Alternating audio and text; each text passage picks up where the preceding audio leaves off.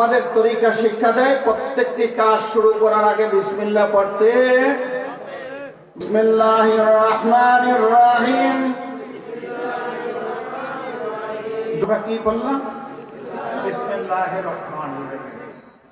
আমরা আল্লাহ তাআলা এই বিসমিল্লাহ শরীফ যে নাযিল করলেন, এই বিসমিল্লাহর মধ্যে 19টা অক্ষর। কয়টা অক্ষর? 19টা অক্ষর দিয়েই আল্লাহ তাআলা গোটা কোরআনুল কারীমকে বেঁধে দিয়েছেন। সুবহানাল্লাহ। সবচেয়ে ক্ষুদ্রতম সংখ্যা হলো 1, অর্থাৎ সবচেয়ে ছোট সংখ্যা হলো 1, সবচেয়ে বড় সংখ্যা হলো 9। এই ছোট সংখ্যা আর বড় সংখ্যা মিলিয়ে হয়েছে 19। কোরআনুল কারীমে যতগুলি সূরা আছে, যতগুলি আয়াত আছে, যতগুলি শব্দ আছে, এই 19 দিয়ে ভাগ দিলে মিলে যাবে। আপনি দেখবেন কোরআনুল কারীমে রহমান এই শব্দটা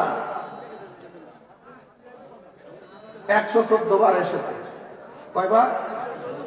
19 দিয়ে ভাগ দিলে মিলে। রাহিম শব্দটা 57 বার এসেছে, 19 দিয়ে ভাগ দিলে মিলে।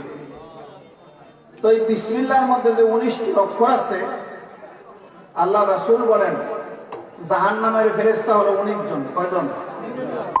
আলাইহা 19। আল্লাহ তাআলা বলেন জাহান্নামের ফেরেশতা হলো 19 জন, যারা প্রত্যেক কাজ শুরু করার পূর্বে বিসমিল্লাহ পড়বে। জাহান্নামের 19 জন ফেরেশতার মোকাবিলায় বিসমিল্লাহর 19টি অক্ষর যথেষ্ট হয়ে যাবে। সুবহানাল্লাহ।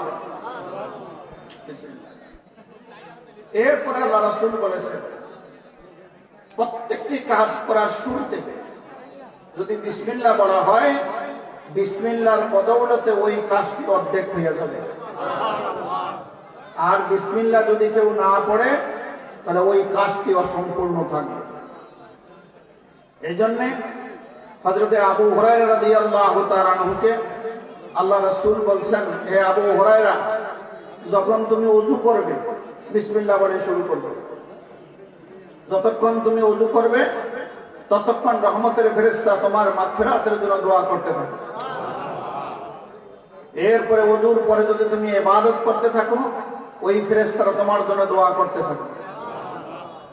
আল্লাহর হাবিব বলেন, হে আবু হুরায়রা, যখন তুমি কোনো জলযানে আরোহণ করবে, নৌকা, জাহাজে, স্টিমার, লঞ্চে, তখন বিসমিল্লাহ বলে আরোহণ করবে।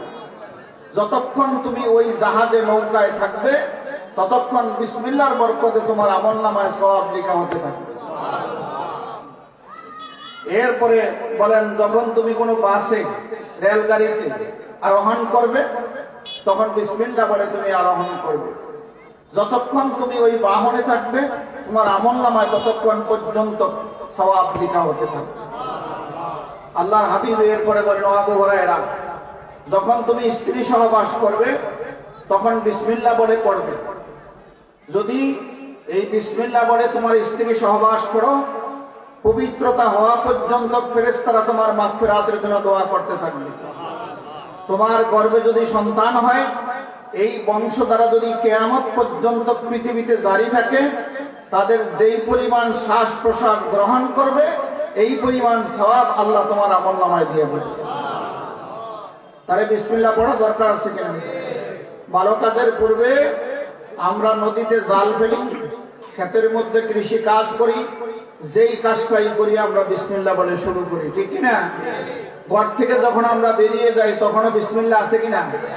বিসমিল্লাহি তাওয়াক্কালতু আলাল্লাহ লা হাওলা ওয়ালা কুওয়াতা ইল্লা বিল্লাহিল আলিয়্যিল আযীম। আছে কিনা? তাহলে ঘর থেকে বের হওয়ার সময় কি বলতে হবে? বিসমিল্লাহ বলতে হবে। মসজিদে ঢোকার দোয়া বিসমিল্লাহ ওয়াসসালাতু ওয়াসসালামু আলা রাসূলিল্লাহ আল্লাহুম্মা ইফতাহ লি আবওয়াবা বিরহমাতিকা। বিসমিল্লাহ আছে কিনা? মসজিদ থেকে বের হওয়ার দোয়া বিসমিল্লাহ ওয়াসসালাতু ওয়াসসালামু আলা রাসূলিল্লাহ আল্লাহুম্মা ইন্নী আসআলুকা মিন ফাদলিকা।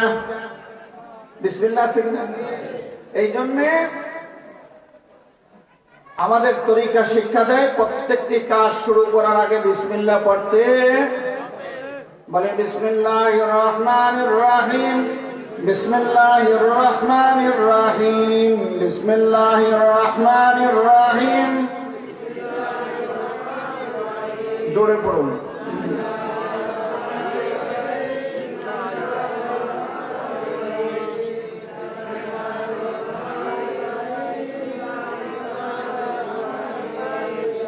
বিসমিল্লাহির রহমানির রহিম, বিসমিল্লাহির রহমানির রহিম, বিসমিল্লাহির রহমানির